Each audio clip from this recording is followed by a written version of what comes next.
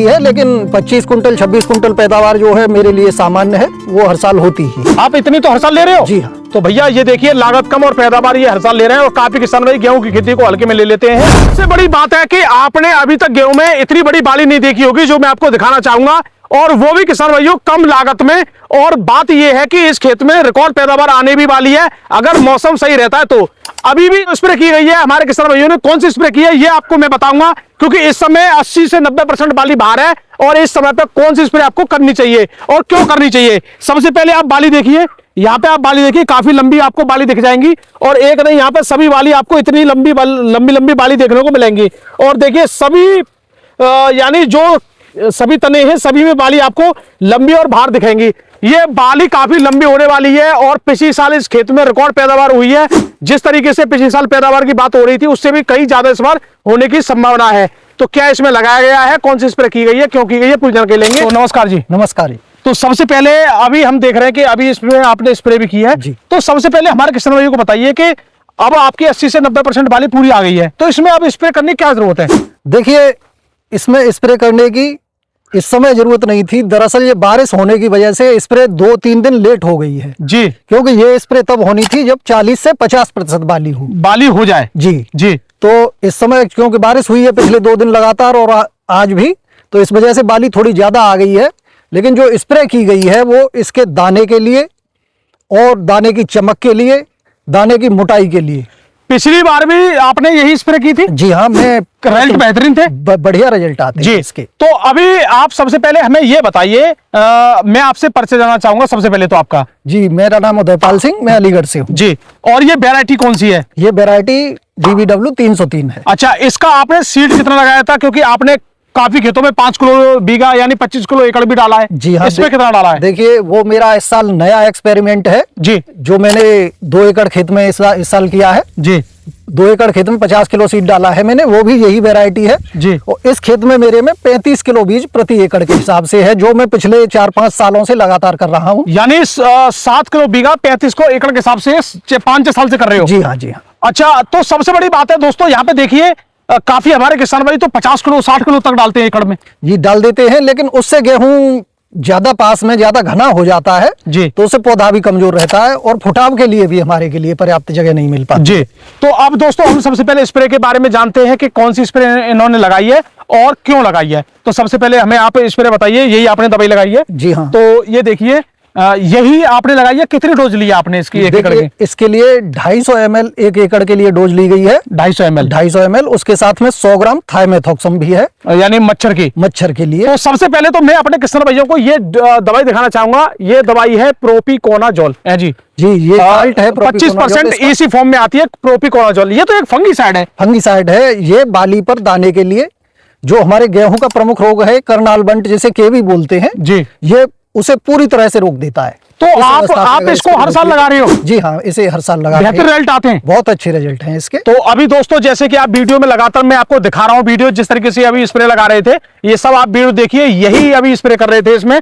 तो ये वाली इन्होंने दवाई की है, जबकि गेहूं अपने आप में अगर आप देखोगे तो ऐसा गेहूं आपको आसपास के क्षेत्र में नहीं मिलेगा। इतना जबरदस्त गेहूं है, बाली भी काफी लंबी है। अभी तो भाई साहब कह रहे हैं अभी ये निकली है, अभी इसमें दाना मोटा जब कुछ होगा तो एकदम भारी वाली हो जाएंगी। तो इसको लगाने से पहले क्या पैदावार माने और इसको लगाने के बाद पैदावार में कितना इजाफा आ जाएगा? देखिए, पैदावार का लगभग इससे 10 से 11% 12% पैदावार इससे अधिक हमें मिलने की उम्मीद है जी। तो इससे मतलब होता क्या क्या है? मतलब आपने एक तो मच्छर की लगाई है, एक ये लगाई है। 250 ग्राम प्रोपिकोनाजोल 1 एकड़ में और 100 ग्राम आपने थाइमेथॉक्सम लिया है। तो ये क्यों ली है? ये देखिए, थाइमेथॉक्सम जो है वो कीटनाशक है। कीटनाशक की अभी क्या जरूरत है जी? हमारे जैसे टेम्परेचर अब बढ़ेगा हमारे ठंड के बाद में जी, तो माहू का प्रकोप धीरे धीरे जो ना कीट होता है उसका प्रकोप इस पे शुरू हो, जो सरसों में लगता है जी, सरसों में लगता है। वो गेहूं की बालियों में भी आपने देखा होगा अंदर घुस के लगता है जी, तो उसकी रोकथाम करेगा।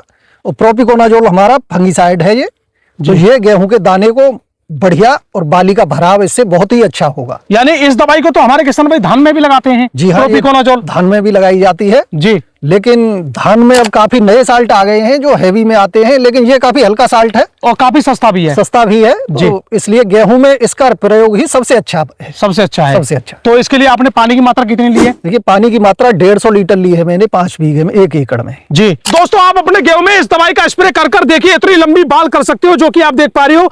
तो इतनी लंबी बाली और पैदावार बढ़ाने का ये फॉर्मूला हमारे किसान भाइयों ने काफी कई साल से इसको यूज कर रहे हैं।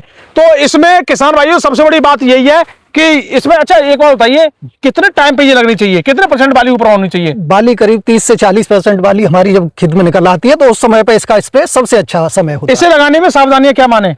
इसे लगाने में सावधानियां हैं कि गेहूं की बाली से थोड़ा ऊपर फव्वारा हमें रखना है। गेहूं की बाली से ऊपर? बाली से थोड़ा ऊपर के वो सीधे हमारी फव्वारा बाली से ना टकराए। बाली से ना टकराए। यानी कहने का मतलब इसमें जो अभी दूध वगैरह पड़ेगा या मतलब ये इससे मतलब ऊपर आपको ऊपर रहना चाहिए, जैसे अभी आप चला रहे थे। जी जी। तो अच्छा एक और बात मैं जानना चाहूंगा यहाँ पे, इसके पानी लगाने से पहले या पानी लगाने के बाद? तीसरा पानी तो आपका लग चुका है लगभग। तीसरा पानी लग गया है, चौथे की तैयारी होगी। चौथे की तैयारी। तो इस पानी लगाने से पहले ये कर दें? चौथा पानी लगाने से पहले ही हो जाना चाहिए। पहले हो जाना चाहिए। अभी इसमें आप कितने पानी देने वाले हो? अब इसमें 1 पानी और लगेगा, काम कंप्लीट हो जाएगा। तो इसकी अब इससे लगाने के बाद और ये सब काम करने के बाद अब सबसे बड़ी बात है कि आप अपने पैदावार की क्या उम्मीद कर रहे हो? देखिए इस खेत में मेरे में पैदावार 28 से 30 कुंटल प्रति एकड़ आनी चाहिए। 28 से 30 कुंटल पर एकड़? जी हाँ। तो ये पैदावार हमारे किसान भाइयों के हिसाब से तो काफी अधिक में ही आती है, बिल्कुल बहुत ज्यादा।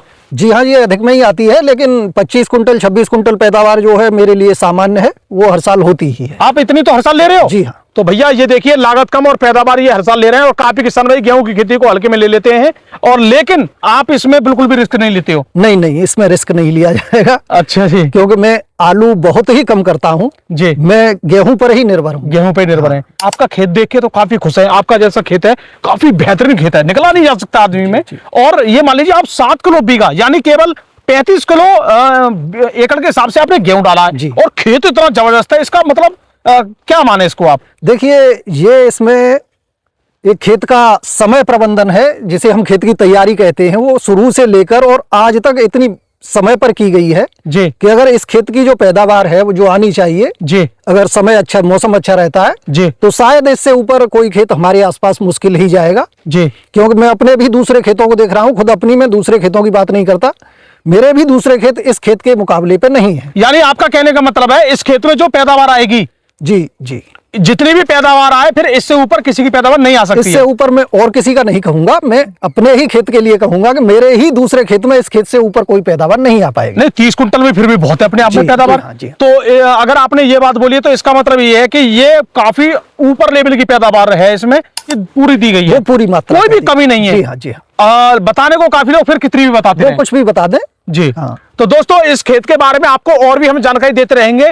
अब इन्होंने इसमें लास्ट स्प्रे कर दिया, यहाँ पे कंप्लीट कर दिया, बाकी और भी वीडियो हम डालते रहते हैं और जल्दी इनके और खेत भी डालेंगे जो अलग अलग स्थिति के खेत है, अलग अलग स्थिति के खेत को देखकर क्या क्या देना चाहिए, क्या क्या लगाना चाहिए। बाली के समय पर अगर अपने खेत में आपने मतलब ध्यान दे लिया तो आपकी पैदावार कोई नहीं रोक सकता। जी हाँ, सबसे मेन चीज तो यही है जी भाई साहब। तो दोस्तों हमारा वीडियो देखने के लिए आपका दिल से बहुत बहुत धन्यवाद। आगे भी जानकारी आपको देते रहेंगे। नमस्कार, राम राम जी।